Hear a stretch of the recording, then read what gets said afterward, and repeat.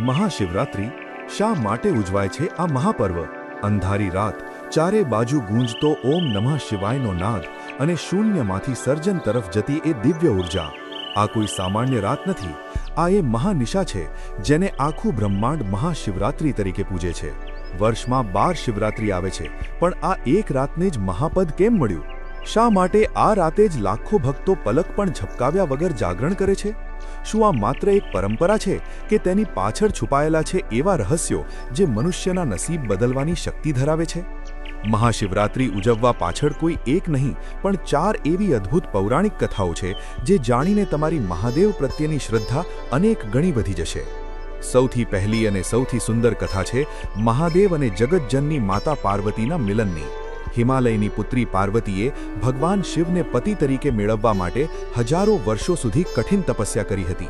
એક વૈરાગી જે સ્મશાનમાં રહે છે અને ભસ્મ લગાવે છે, તેને ગૃહસ્થ જીવનમાં લાવવું એ અશક્ય હતું. પણ મહાશિવરાત્રિના આ પવિત્ર દિવસે જ મહાદેવે માતા પાર્વતીની ભક્તિથી પ્રસન્ન થઈ તેમનો સ્વીકાર કર્યો હતો. આ રાત્રિ એ શિવ અને શક્તિના મિલનનો ઉત્સવ છે. એવું માનવામાં આવે છે કે આ દિવસે પુરુષ અને પ્રકૃતિ એક થયા હતા, જેના કારણે સૃષ્ટિમાં નવી ચેતનાનો સંચાર થયો હતો.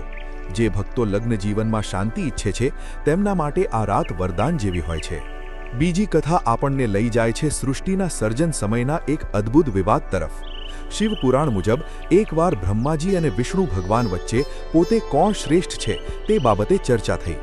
આ વિવાદ વધતો ગયો અને ત્યારે અચાનક તેમની વચ્ચે એક વિશાળ, તેજસ્વી અને અનંત પ્રકાશનો સ્તંભ પ્રગટ થયો. ન તો કોઈ તેનો આરંભ જોઈ શકતું હતું, ન તો કોઈ તેનો અંત. આ પ્રકાશપુંજ બીજું કોઈ નહીં પણ મહાદેવનું લિંગ સ્વરૂપ હતું. મહાશિવરાત્રિની આ મધ્યરાત્રિએ જ ભગવાન શિવ પ્રથમ વખત લિંગ સ્વરૂપે પ્રગટ થયા હતા, જેને લિંગોદ્ભવ કહેવામાં આવે છે. આ કથા આપણને સમજાવે છે કે ઈશ્વર અનંત છે, જેનો કોઈ આદિ કે અંત નથી, અને અહંકારનો ત્યાગ કરવાથી જ પરમાત્માના દર્શન થાય છે. ત્રીજી ગાથા આપણને મહાદેવના નીલકંઠ બનવાની યાદ અપાવે છે. જ્યારે દેવો અને દાનવો દ્વારા સમુદ્ર મંથન કરવામાં આવ્યું ત્યારે તેમાંથી 14 રત્નો નીકળ્યા, પણ તેની સાથે એક એવું ભયંકર હળાહળ વિષ પણ નીકળ્યું જે આખા બ્રહ્માંડને ભસ્મીભૂત કરી શકે તેમ હતું. દેવોમાં ફફડાટ વ્યાપી ગયો અને રક્ષણ માટે તેઓ મહાદેવના શરણે ગયા. જગતને બચાવવા માટે ભોળાનાથે એ ઝેરનો પ્યાલો ગટગટાવી લીધો. માતા પાર્વતીએ વિષને તેમના કંઠમાં જ રોકી દીધું, જેના કારણે તેમનો કંઠ નીલો પડી ગયો. આ ઝેરની અસરમાંથી મહાદેવને મુક્ત કરવા અને તેમને જાગૃત રાખવા માટે તમામ દેવતાઓએ આખી રાત શિવજીની સ્તુતિ કરી અને અભિષેક કર્યો. એ વિજયની રાત એટલે મહાશિવરાત્રિ.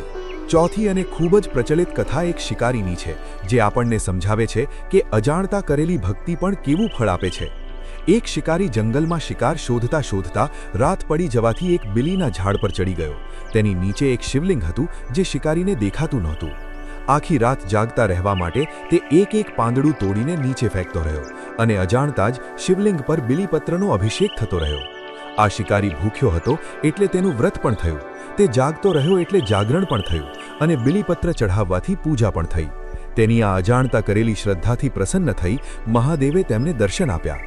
આ કથા કહે છે કે જો તમારો ભાવ સાચો હોય તો મહાદેવ ભૂલથી થયેલી ભૂલને પણ ભક્તિ માની લે છે.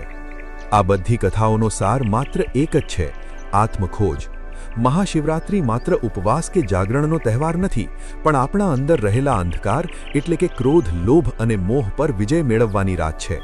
વિજ્ઞાન પણ કહે છે કે આ રાતે પૃથ્વીની ઊર્જા એટલી પ્રબળ હોય છે કે જો તમે તમારી કરોડરજ્જુ સીધી રાખીને જાગૃત રહો તો તમારી ચેતના ઉચ્ચ સ્તરે પહોંચી શકે છે. એટલે જ આ રાતને મહારાત કહેવામાં આવે છે. આ પવિત્ર પર્વ પર તમે કઈ રીતે મહાદેવની આરાધના કરી રહ્યા છો? શું તમે પણ આ રાત્રે શિવમય બનવા તૈયાર છો? તમારા વિચારો અને અનુભવો અમને કમેન્ટમાં ચોક્કસ જણાવજો. જો આ પૌરાણિક સત્ય તમને સ્પર્શી ગયું હોય તો આ વિડીયોને શેર કરી મહાદેવના આ જ્ઞાનને બીજા સુધી પહોંચાડવામાં મદદરૂપ બનો. આવી જ ઊંડાણપૂર્વક અને સાચી ધાર્મિક વાર્તાઓ માટે અમારી ચેનલ મારા પ્રભુજી સાથે જોડાયેલા રહો. મહાશિવરાત્રિની આપ સૌને ખૂબ ખૂબ શુભકામનાઓ. હર હર મહાદેવ.